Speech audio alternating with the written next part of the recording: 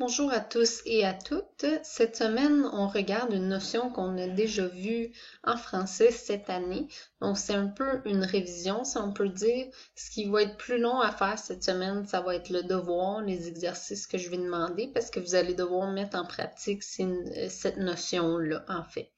Donc, la vidéo ne devrait pas être trop longue parce que c'est quelque chose qu'on a déjà vu et il s'agit en fait des procédés justificatifs. Cette année, s'il n'y avait pas eu toute la pandémie, vous aviez un examen d'écriture avec le ministère et il fallait, dans cet examen d'écriture-là, utiliser de la description, mais aussi de la justification. Donc, cette semaine, on commence par regarder les procédés justificatifs un petit peu plus en profondeur. Donc ici, nous sommes dans matière première à la page 21. Donc peut-être que vous vous souvenez de ça. Ça, c'est ce qu'on a vu en classe, là. On a en fait 4 procédés de justification. On a d'abord la citation, on a la comparaison, la définition et l'exemple. Mais avant de regarder ça, je trouve que matière première, bon, vu qu'on regarde vraiment ça plus en profondeur, ça c'était dans la section justification, là, je trouve qu'on n'explique pas beaucoup en profondeur à quoi ils servent ces procédés-là. Là. C'est pour ça que j'ai décidé d'aller chercher un autre lien qui était en fait dans AlloProf. Vous pouvez tout simplement aller sur Google, taper procédés justificatifs et vous allez avoir un lien de AlloProf qui va vous sortir. AlloProf, c'est un outil utilisé pour les élèves, mais aussi pour les enseignants comme moi. Donc, c'est vraiment très utile et c'est des sources fiables. Donc, les procédés justificatifs sont un ensemble de moyens qui permettent de développer des critères de justification. En gros, là, si on veut dire ça dans un langage moins technique, si on peut dire, là, les procédés justificatifs, c'est ce que tu vas utiliser pour justifier ton point. Par exemple, j'essaie d'avoir un chien. Okay? Je demande un chien à mes parents. Puis là, je décide de sortir mes points, mes arguments pour convaincre mes parents que c'est une bonne idée qu'on ait un chien. Donc, parmi ces points-là, je pourrais utiliser différents procédés qui vont me permettre d'arriver à mon but, qui vont me permettre de justifier mon point. Donc, c'est à ça qui servent les procédés. Donc, on compte généralement 4 procédés justificatifs. On a aussi les procédés linguistiques, on ne regardera pas ça. Donc, d'abord, on a la citation. La citation consiste à rapporter les propos de quelqu'un directement et sans les modifier. Rapporter les propos de quelqu'un, là, ça veut dire que peut-être que dans un livre, tu as lu un passage et tu veux partager ce passage-là, ben tu vas utiliser une citation pour le partager. Ça veut dire que je pourrais prendre ce bout-là, là, ici, et me dire, bon, ben moi, je veux le citer. Là. Fait que je vais prendre ce bout-là, je vais le copier, puis je vais aller le mettre dans un document. Là. Donc, c'est vraiment de reprendre les paroles à l'oral ou ce qui a été écrit et le mettre ailleurs pour appuyer son point. Ces propos peuvent être ceux d'un auteur ou d'un spécialiste du domaine dont il est question dans le texte. Exemple, tout d'abord, savoir parler plus d'une langue peut être pratique pour échanger avec des gens aux 4 coins de la planète. Bon, ici, on comprend déjà que on est en train de justifier un peu l'emploi de plusieurs langues, ça va connaître plusieurs langues. Par exemple, l'anglais comme langue première ou seconde est parlé par de nombreuses personnes dans le monde. Sa maîtrise facilite donc les échanges, que ce soit pour le travail, pour les voyages ou simplement lors de rencontres avec de nouvelles personnes. Et là, ouvre le guillemet. Je vous rappelle qu'il faut mettre des guillemets. Quand on rapporte les propos de quelqu'un, là, il faut mettre des guillemets du début à la fin de cette citation-là. En fait, c'est comme ça que moi, je vois dans le texte, bon, ben, il a repris les propos de quelqu'un. Souvent, quand je voyage, je peux me débrouiller pour me faire comprendre par les gens que je croise grâce à l'anglais. affirme Laurie Pelletier, blogueuse pour l'agence de voyage Alloplanète. Dans les aéroports, les hôtels et la plupart des lieux touristiques, les employés ont au moins une connaissance de base de l'anglais, ce qui me permet d'interagir avec eux. Cela démontre bien que pouvoir s'exprimer dans plusieurs langues facilite les échanges avec autrui.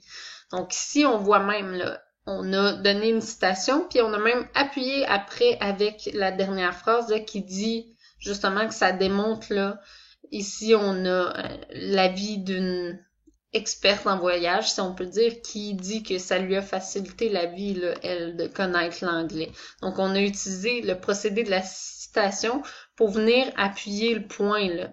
Peut-être mon point était moins fort ici, juste comme ça, en disant, bon, ben oui, c'est bien savoir parler plusieurs langues, blablabla. Mais là, j'ai utilisé une citation pour venir encore plus appuyer ce que je disais. Donc, ça, c'est un des procédés justificatifs. On continue avec la comparaison. La comparaison met en parallèle deux réalités en soulignant leur ressemblance ou leur différence. Une ressemblance peut être introduite par des termes comme pareil à, semblable à, comme, de même que, ressemble à, s'apparente à, tout comme, de la même façon que, etc. Une différence peut être introduite par des termes comme contrairement à, alors que, à l'opposé, parallèlement à, etc. On a un exemple ici d'une comparaison. Lorsque j'affirme que le récit a de quoi plaire à tous, c'est en partie à cause du sympathique personnage d'Huguette. Ici, on est un peu en train de faire la critique d'un livre, un peu comme vous avez fait cette année, là. Cette année, je crois que vous avez eu à écrire une lettre à un auteur et vous avez aussi eu à écrire quelque chose d'autre là, en lien avec un autre livre que vous aviez lu. Ça fait tellement longtemps que je m'en souviens déjà plus, là. Mais donc ça, c'est quelque chose que vous avez peut-être plus utilisé, là. La petite mouette a beau manquer un peu de confiance en elle, sa grande gourmandise la pousse à persévérer tout au long du récit. Les petits se reconnaîtront fort probablement dans ce personnage. En effet, ceux-ci, tout comme la petite mouette héroïne du récit, se sentent parfois incapables d'accomplir la même chose qu'un plus grand.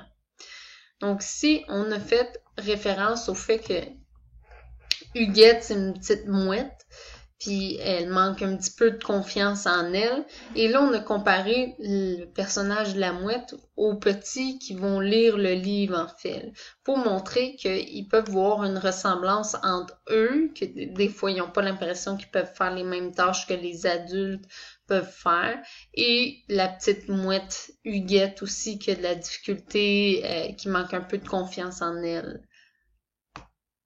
De leur côté, les parents y verront une belle occasion de discuter d'estime de soi avec leur enfant. Ils pourront, par exemple, demander à leur enfant s'il s'est déjà senti comme Huguette, s'il a déjà pensé abandonner une tâche parce qu'il ne se croyait pas assez bon, assez fort ou assez habile pour la réussir. Donc, ici, on a ajouté quelque chose qui venait un peu appuyer notre comparaison, là. La définition, c'est quoi? La définition consiste à donner le sens d'un mot à l'intérieur d'un texte. Elle peut être encadrée par des virgules, des tirets ou placée entre parenthèses. Elle peut aussi être précédée de c'est-à-dire ou des verbes être, désigner, signifier. On va regarder l'exemple pour que ce soit un peu plus simple. Et là, peut-être que vous dites définition, je comprends pas. C'est aussi simple que c'est la définition d'un mot, comme la définition qu'on trouve dans un dictionnaire.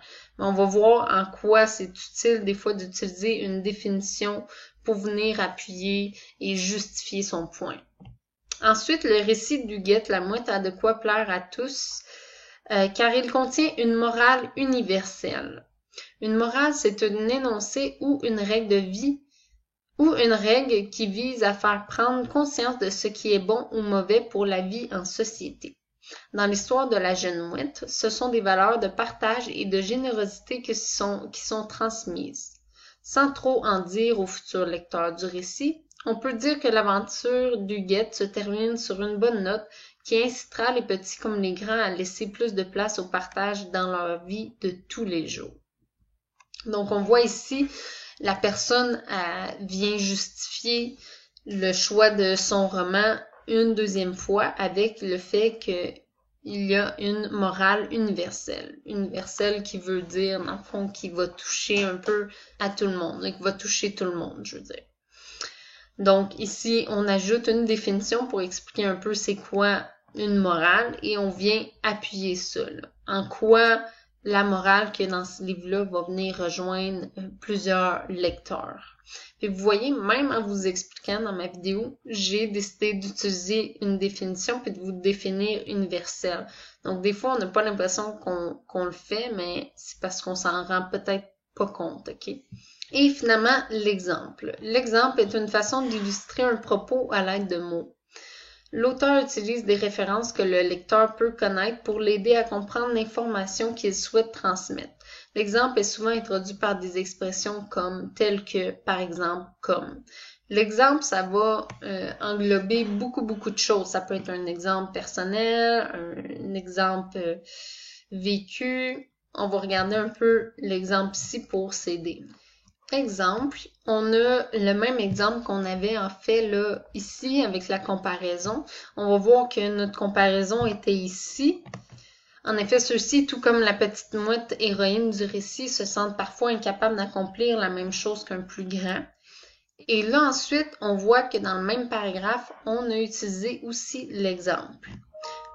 De leur côté, les parents y verront une belle occasion de discuter d'estime avec leur enfant. Ils pourront, par exemple, demander à leur enfant s'il s'est déjà senti comme Huguette, s'il a déjà pensé abandonner une tâche parce qu'il ne se croyait pas assez bon, assez fort ou assez habile pour la réussir. Donc, on a utilisé un exemple de quelque chose que les parents pourraient faire à la suite de la lecture de ce roman-là, en fait. Ou ça pourrait être un exemple de ce que vous avez déjà vécu, vous, ayant été jeune, ou etc. C'est pour ça que je dis que l'exemple, c'est quand même assez large, parce que vous pouvez aller toucher à plusieurs choses, là, quand même. Là, si on décide de revenir dans matière première, on va voir que c'est vraiment moins complet que ce qu'on avait dans Allo Prof, ok? On a les procédés ici, la citation qui nous dit en fait que c'est une reprise exacte des propos d'un auteur ou d'un texte. La comparaison qui est une mise en évidence des ressemblances ou des termes ou des différences à l'aide de termes comparatifs. La définition qui est l'explication du sens d'un mot ou d'une idée. L'exemple qui renvoie à un être, à un objet ou à un événement qui illustre une idée ou une règle. Vous voyez ici, l'exemple est vraiment... La définition de l'exemple, je trouve que c'est vraiment pas clair.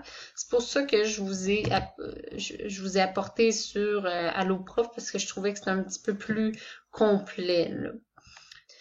Donc, quand on était revenu des vacances de Noël, si je me souviens bien, et qu'on voyait les procédés justificatifs, j'avais décidé de vous faire un exemple, ok?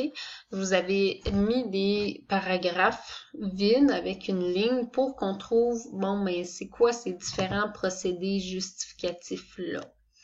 Lesquels que j'ai utilisés ici pour justifier mon point.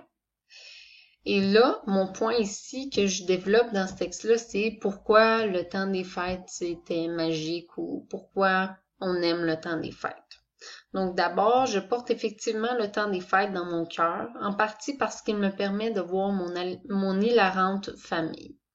C'est vrai, mon entourage est drôle, surtout ma tante Mireille. Cette année, celle-ci a raconté une blague. Comment appelle-t-on un cochon avec des ailes? Un aéroport. Je peux pas croire que je ris encore. Je m'excuse. Vous savez comment je suis avec les jeux de mots, mais bon. Donc ici, ça serait quel procédé justificatif là qu'on a utilisé? On pourrait dire que mon premier critère ici, c'est quoi en fait? C'est quoi mon premier critère? Pourquoi j'aime le temps des fêtes? On va revenir à ça.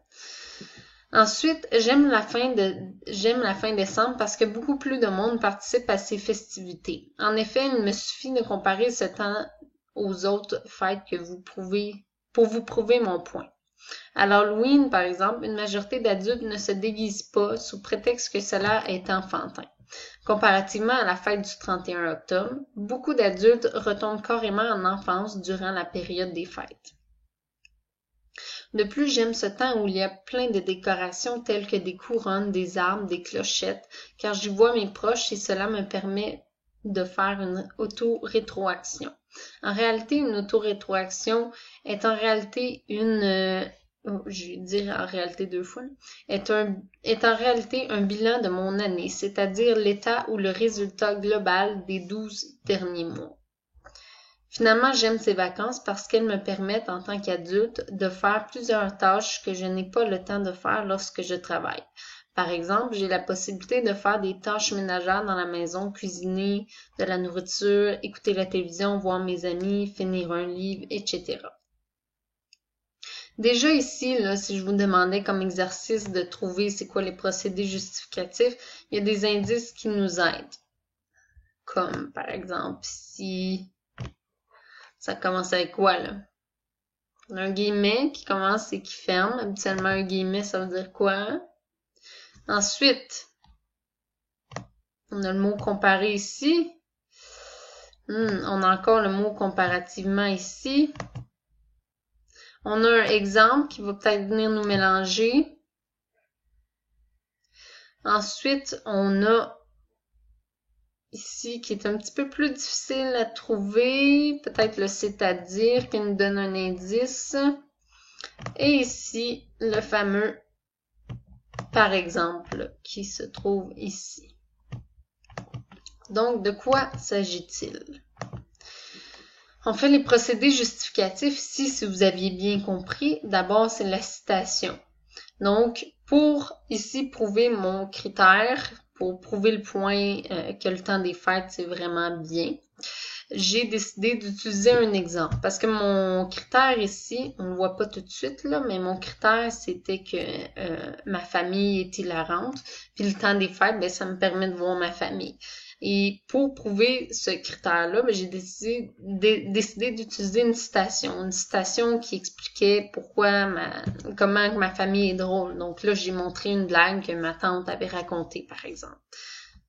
Ensuite, ma comparaison ici, ben, j'ai décidé de faire une comparaison entre Noël puis entre l'Halloween parce que mon critère ici, c'était en fait que il y a beaucoup plus d'adultes qui vont participer aux festivités du temps des fêtes qu'aux festivités de l'Halloween, par exemple.